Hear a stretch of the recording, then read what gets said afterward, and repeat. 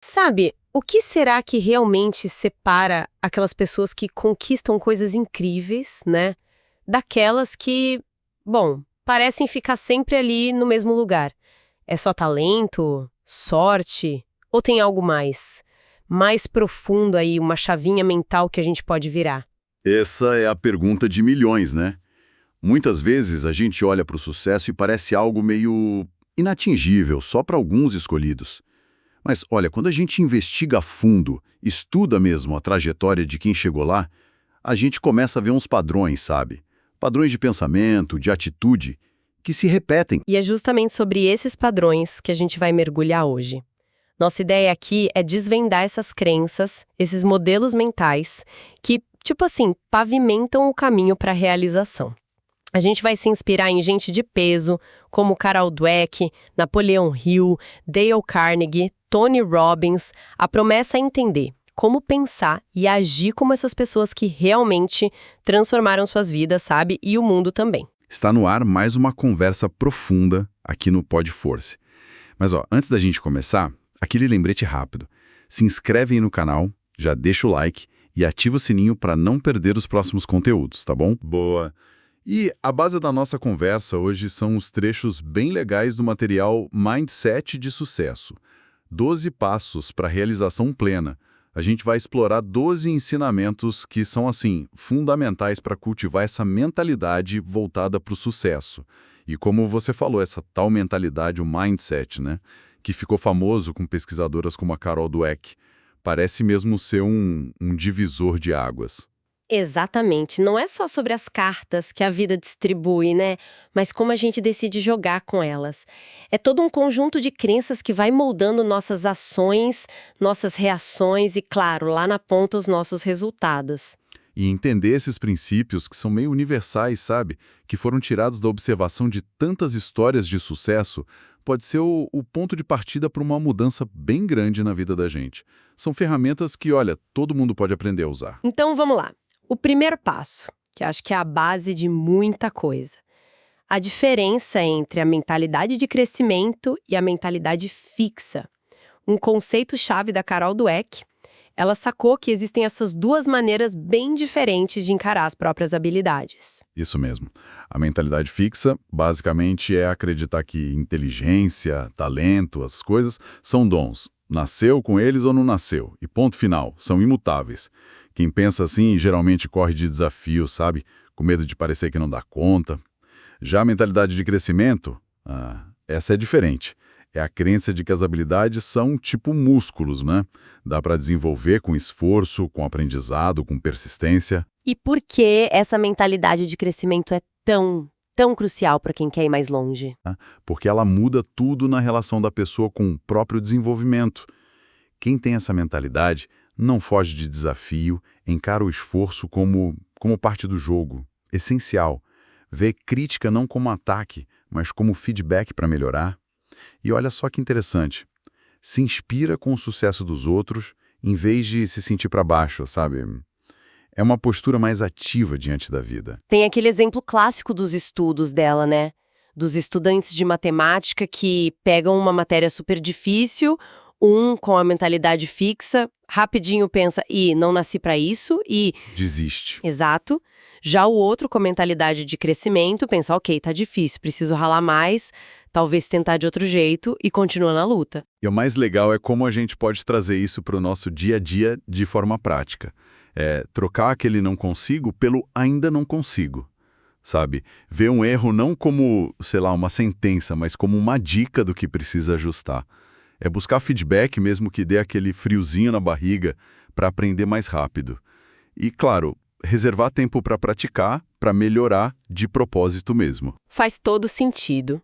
Bom, vamos para o segundo princípio. A famosa atitude mental positiva, AMP.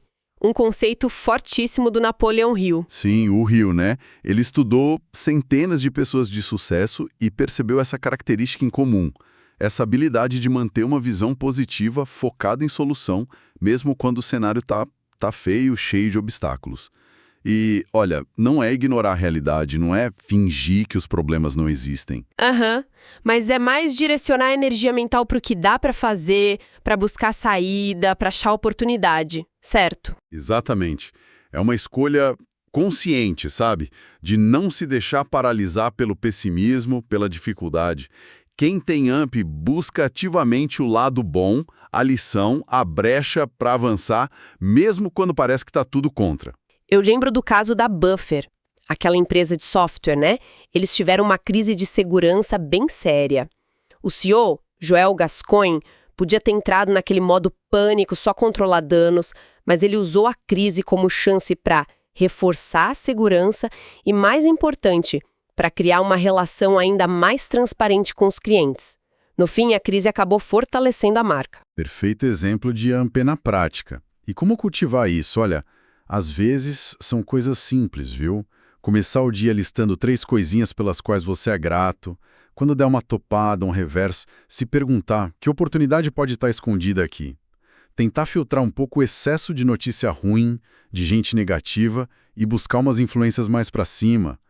E visualizar um desfecho positivo antes de algo importante também ajuda a preparar a mente. O terceiro princípio, que também vem lá dos estudos do Rio, reforça essa coisa de ter objetivos muito claros e um foco, quase obsessivo. Ele chamava de obsessão definitiva. Isso é vital, porque um desejo vago, tipo, quero ter sucesso, não leva a lugar nenhum, né? O Rio viu que essa galera realizadora define metas super específicas, que dá para medir e alimenta um desejo ardente por elas, com um plano concreto por trás. E, talvez o mais importante, concentra a energia mental naquele alvo principal, sem ficar se dispersando. A imagem que sempre me vem é a do Elon Musk com a Tesla. No começo, a ideia de carro elétrico popular, nossa, parecia loucura para muita gente. Mas ele manteve aquele foco implacável por anos, superando um monte de desafio técnico, financeiro. É um exemplo clássico desse foco inabalável. E para a gente aplicar isso no dia a dia, olha só, a sugestão é escrever o objetivo principal bem claro, numa frase só. Ler e visualizar essa meta todo dia quando acorda e antes de dormir, para manter ela viva na mente. Ser bem disciplinado para dizer não para as distrações, para as coisas que não te levam para aquele objetivo. E quebrar a meta grandona em pedaços menores, talvez mensais, para ir sentindo progresso e ajustando o caminho se precisar. Ótimo. Avançando para o quarto passo, a gente entra no mundo dos relacionamentos, com os ensinamentos do Dale Carnegie. A ideia central é que o sucesso raramente é coisa de uma pessoa só, isolada. O Carnegie, naquele livro clássico dele, Como Fazer Amigos e Influenciar Pessoas, deixou muito claro isso. A habilidade de se conectar de verdade com os outros é crucial. Ele dizia que entender o outro, cooperar, colaborar, rende muito mais a longo prazo do que aquela competição meio predatória, sabe? E que pequenas mudanças no jeito de interagir podem ter efeitos gigantescos. Ele mostrava como umas coisas simples, tipo lembrar o nome de alguém ou ouvir com atenção de verdade, fazem uma diferença enorme, né? Sim, total. Ele batia muito na tecla de mostrar interesse genuíno pelos outros, de tentar entender o ponto de vista deles, de valorizar o que eles trazem para a conversa. A Oprah Winfrey, por exemplo, construiu um império de mídia muito baseado nessa capacidade única dela de criar conexões autênticas, né? Tanto com os convidados quanto com a audiência. Ela faz as pessoas se sentirem ouvidas, compreendidas. É impressionante. Exatamente. E as dicas práticas são bem diretas, na verdade.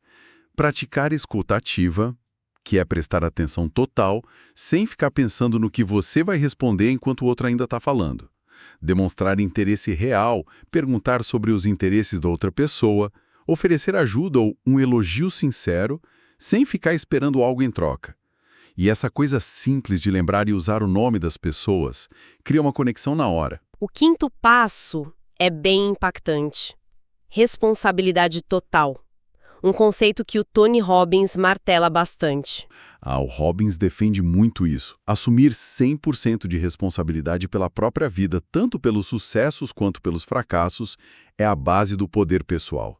Quem realiza não perde tempo culpando o fator externo. É a economia, é o governo, é meu chefe, é falta de sorte. É aquela sacada de que, não importa o que aconteça lá fora, a gente sempre tem o poder de escolher a nossa resposta, a nossa atitude, a próxima ação. É isso. Precisamente. Culpar os outros ou as circunstâncias coloca a gente numa posição passiva, de vítima, né? Agora, assumir a responsabilidade, mesmo quando a coisa dá errado, devolve o controle pra gente. Porque o foco muda para o que eu posso fazer a respeito. Lembro da história da Virgin Cola, a tentativa do Richard Branson de brigar com as gigantes do refrigerante. Foi um fiasco total. Ele podia ter culpado o mercado, a força das concorrentes, mas não, ele assumiu a responsabilidade pela estratégia que não deu certo e usou o que aprendeu ali para fortalecer outros negócios do Grupo Virgin. É a mentalidade em ação. Para praticar isso no dia a dia, primeiro, tentar eliminar o vocabulário da culpa. Ah, mas se a culpa foi D. Quando o resultado não for o esperado, a pergunta-chave é: o que eu poderia ter feito diferente? Mesmo trabalhando em equipe, assumir a sua parte no resultado final e direcionar a energia para o que está no seu controle. Muito forte essa ideia. E olha, se essa conversa tá fazendo sentido para você até aqui, tá abrindo umas portas aí na sua cabeça, aproveita e já deixa o like agora mesmo para que mais gente possa ter acesso a essas ideias. Com certeza, vale a pena compartilhar. Seguindo aqui, o sexto passo volta no tema das falhas, mas com um olhar diferente. Transformador. Usar os erros como combustível. Isso conecta direto com aquela mentalidade de crescimento da Carol Dweck que a gente falou no começo, né? Em vez de ver a falha como, sei lá, um atestado de que você não serve para aquilo. Exato. É encarar com um feedback valiosíssimo. Quem tem essa mentalidade não só tolera a falha, mas vê como uma oportunidade indispensável para aprender. Cada erro meio que ilumina um caminho que não funciona e te aproxima do que vai dar certo. A falha não é o fim da linha, é um degrau. A história do James Dyson é sensacional nesse sentido. Foram mais de 5 mil protótipos que deram errado até ele chegar no aspirador revolucionário dele. Imagina, a maioria de nós teria desistido lá pelo 10º, talvez. Mas ele via cada tentativa frustrada como um passo necessário para descobrir a solução. Que demonstração incrível de resiliência e aprendizado, né? E como a gente aplica isso? Bom, depois de um tropeço, analisar meio friamente o que funcionou, o que não funcionou, o que eu vou fazer diferente da próxima vez. Manter um diário de falhas pode ajudar a registrar as lições e é interessante até mudar a chave e celebrar as falhas como sinal de que você está tentando algo novo, desafiador. Compartilhar o que aprendeu com os erros também ajuda a normalizar isso como parte do processo. O 7º princípio foca na gratidão e no pensamento de abundância. Parece uma coisa meio etérea às vezes, mas o impacto na nossa cabeça é profundo. A gratidão funciona quase como um reprogramador mental, sabe? Praticar ela com frequência treina a gente a focar no que a gente tem e não no que falta. Isso cultiva uma sensação de abundância.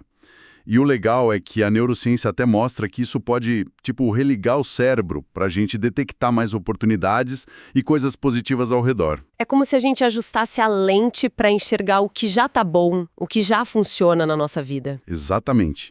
E quando a gente foca no positivo, a tendência é atrair mais experiências positivas, ou pelo menos estar mais aberto para elas e lidar melhor com as negativas. O Warren Buffett, mesmo sendo um dos caras mais ricos do mundo, vive dizendo que é grato por ter ganhado na loteria da vida, por ter nascido onde nasceu. Essa perspectiva ajuda ele a manter o equilíbrio, o otimismo. Agradecer verbalmente alguém todo dia, pegar um problema e tentar achar 3 aspectos positivos ou aprendizados nele e praticar o reframing, que é reformular um desafio como uma oportunidade. 8º passo: autodisciplina e a construção de hábitos de excelência. Esse é essencial para tirar as ideias do papel, né? Totalmente, a autodisciplina é o motor que faz a coisa acontecer.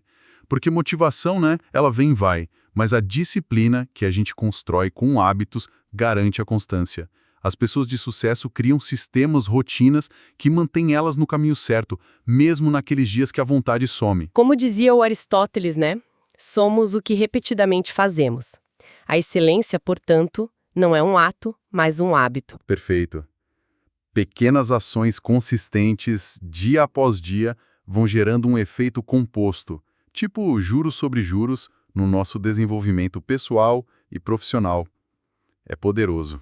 A rotina quase militar de treinos do Kobe Bryant, acordando de madrugada, é um exemplo clássico dessa disciplina de ferro que colocou ele em outro nível.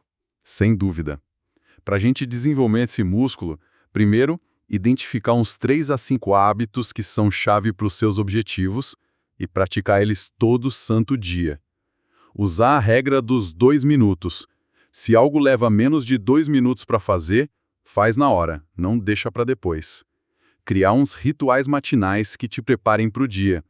E tentar seguir a regra dos 100 exceções. Cumprir o compromisso que fez com você mesmo, principalmente nos dias mais difíceis. Chegamos no 9º princípio: cultivar uma sede insaciável por aprendizado. Olha, no mundo que muda o tempo todo como o nosso, a capacidade de aprender, desaprender e reaprender rápido talvez seja a maior vantagem que a gente pode ter. As pessoas realizadas são aprendizes vorazes, sabe?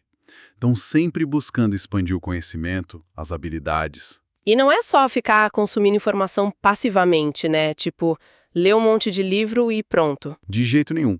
O aprendizado de verdade envolve aplicar, testar, experimentar, refletir sobre o que deu certo, o que deu errado. É um ciclo que não para. O Bill Gates, com aquela famosa hora de leitura diária dele e as semanas de pensamento que ele tira isolado para estudar coisas novas, mesmo já estando lá no topo, ele demonstra essa dedicação ao aprendizado contínuo. Muito forte. E como trazer isso para a prática? Tentar dedicar um tempo específico, talvez 30 minutos por dia, para aprender algo relevante na sua área. Ensinar o que você aprendeu para outra pessoa é uma forma ótima de fixar. Fazer perguntas mais profundas sobre o que você está aprendendo, como eu aplico isso? Que conexões isso tem com outras coisas que eu sei?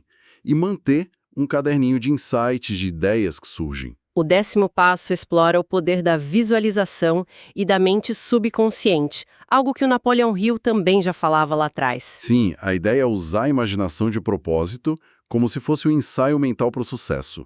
Quando a gente visualiza nossos objetivos de um jeito bem vivo, cheio de detalhe e com emoção positiva junto, a gente está meio que programando o nosso subconsciente para reconhecer e agir nas oportunidades que vão levar a gente até lá. É quase como se a gente treinasse o cérebro para o sucesso antes mesmo dele acontecer. Exato. O cérebro tem uma certa dificuldade em distinguir uma experiência que foi imaginada de forma muito intensa de uma experiência real.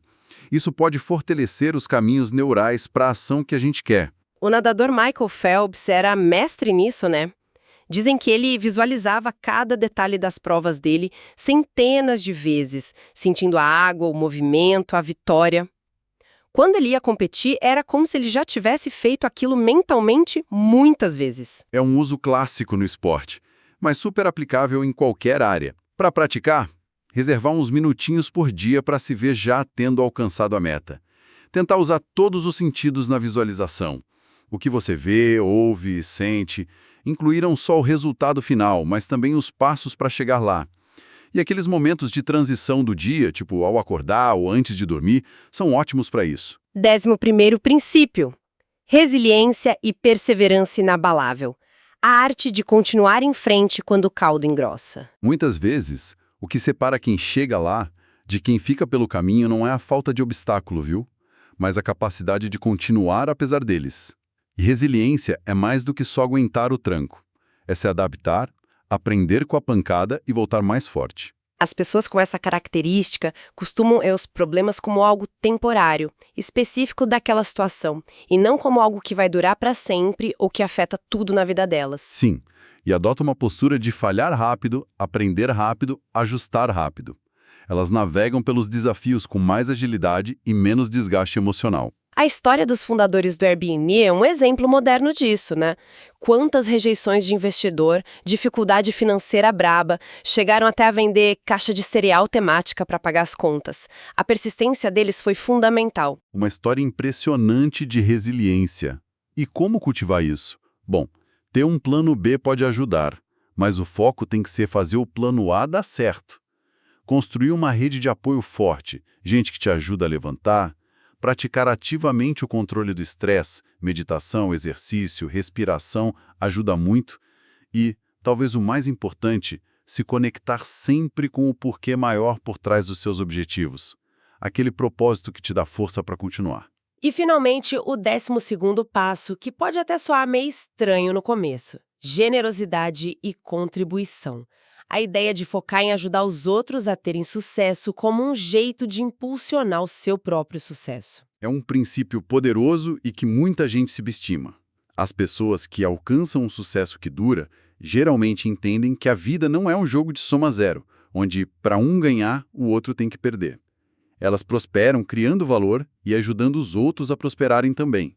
Isso gera um ciclo virtuoso, sabe? De confiança, de reciprocidade, de oportunidades que voltam para você. Aquela ideia de que a maré alta levanta todos os barcos. Exatamente. A generosidade genuína, focada em agregar valor de verdade para os outros, acaba sendo uma das estratégias mais eficazes para construir relacionamentos fortes e, por consequência, sucesso a longo prazo. O Reid Hoffman, fundador do LinkedIn, é um bom exemplo disso. Ele construiu a influência e a rede dele ajudando ativamente outros empreendedores com aquela filosofia de dar primeiro, de conectar pessoas, compartilhar conhecimento. Ilustra perfeitamente. E como aplicar isso? Tenta fazer uma conexão útil entre duas pessoas da sua rede toda semana. Compartilhe algum recurso, um insight, sem ficar esperando retorno imediato. Se puder, seja mentor para alguém. E busca, em cada interação, pensar: como eu posso agregar algum valor aqui? Mesmo que seja algo pequeno. Uau! São 12 princípios que, nossa, quando a gente junta tudo, desenham um mapa mental realmente poderoso. Sem dúvida. E o mais importante de lembrar é que desenvolver esse mindset de sucesso não é um evento, sabe? Tipo, virei a chave e pronto. É um processo contínuo, de aprendizado, de ajuste. Esses 12 passos são como um guia, um kit de ferramentas. O primeiro passo de verdade é a gente se observar. Como é que o meu mindset funciona hoje? Onde ele me ajuda e onde ele me limita? A partir daí, a evolução fica possível. O potencial de crescimento é imenso quando a gente entende e começa a gerenciar nessa própria mente. É uma jornada, né? Que pede comprometimento, paciência e, claro, colocar a mão na massa de forma consistente. Não é buscar a perfeição logo de cara, mas sim o progresso, um pouquinho a cada dia. As pessoas que a gente admira pelas realizações, elas não nasceram com esse mindset pronto. Elas cultivaram isso com prática, com intenção. E esse potencial, olha, existe em todos nós. A diferença está na decisão de começar e na persistência para continuar aplicando. Então fica aqui o convite. Escolher só um desses princípios, para colocar em prática de forma consciente na próxima semana. Observe o que acontece, como você se sente, que pequenos resultados começam a aparecer. Com o tempo, esses novos jeitos de pensar vão ficando mais automáticos. É bom lembrar sempre, o sucesso é uma forma de viajar, não um destino final. Um excelente ponto de partida, sem dúvida. E para quem acompanhou a gente até aqui, reforçamos o convite. Se inscreve aí no canal, compartilha essa conversa com alguém que você acha que vai curtir essas ideias e deixa seu comentário aqui embaixo. Conta pra gente qual princípio mais te tocou ou qual você pretende experimentar primeiro. A gente adora saber. Ótimo. E para fechar, deixo uma provocação para você pensar aí com calma. Qual crença limitante sobre o seu próprio potencial você poderia desafiar hoje mesmo, aplicando só umzinho desses 12 princípios? Fica a reflexão.